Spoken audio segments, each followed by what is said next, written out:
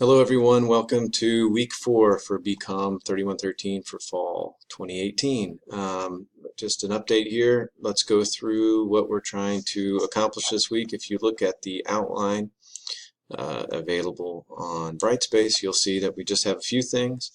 And the main reason for that is because we are starting the first group work assignment, and there are always growing pains associated with that. So I wanted to make sure that you could primarily focus on establishing good habits with the first group work assignment, because we are going to do that 3 or 4 more times throughout the rest of the semester. The instructions are available underneath the week 4 content. A really important note, on the assignment sheet itself, I accidentally did not change the GTA email addresses. So we have a new GTA. I believe I announced that in previous week. If I didn't, I sure meant to.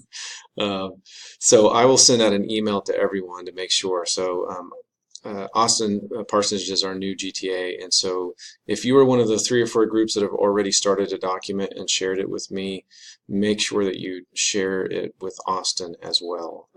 So the previous Jennifer and Mercedes are not our GTAs anymore. So it's kind of the topsy-turvy world of GTA assignment that happens sometimes here in Spear School. Sometimes we have people that need to be shifted around and that kind of thing, and that's what happened this semester. And so anyway, make sure that you do that, and I'll send out an email to everyone on the class list to reinforce who you're supposed to be adding. So you're going to create a Google document. Obviously, if you don't have a lot of experience with that, I added a supplemental guide. Don't hesitate to reach out to me if you're concerned about it, but I think this is a really important part of the class, because as it being an online class, it can feel really disconnected. I've been trying to do some real simple things to try to get you guys to engage with each other, but this is an element that's going to be part of business life for you. It might already be that way, but the future in a lot of industries is going to be working remotely. Right? So you could be working from home or wherever. And so your interactions online and collaborating on documents and reports that's the name of the game in the future. It really, truly is. So if you feel like you don't know a lot about this, it's okay. There's a lot of us in that same boat with you. But that's why we're doing this, is to practice and get better at it. So you're going to need to collaborate. I set up a discussion board for each team. Why did I do that? Because what I've had happen, and I don't want this to happen for this class, is if you by some chance end up on a team with somebody that maybe and you guys live in Stillwater and attend classes on campus, there's a good chance that you could have a teammate that does not even reside in the state of Oklahoma, or may not even be in the United States of America right now. It puts them at a major disadvantage. It's not fair to try to set up some sort of external communication platform. So I want you to primarily use the discussion board that I set up for each group privately. You can trade your phone numbers. You guys want to text or set up a group me if that's kind of your thing. I'm not opposed to that.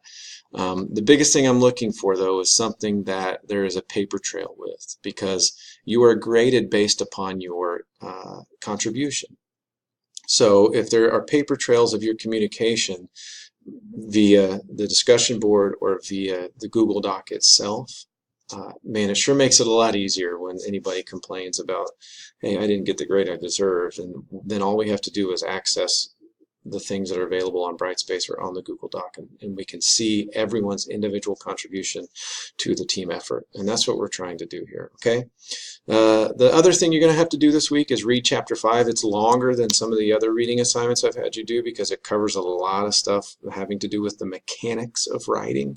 This is a writing class after all, so it's not very spicy stuff, so make sure that you budget enough time to work on it, okay? Especially if you struggle with it, it's going to take you longer.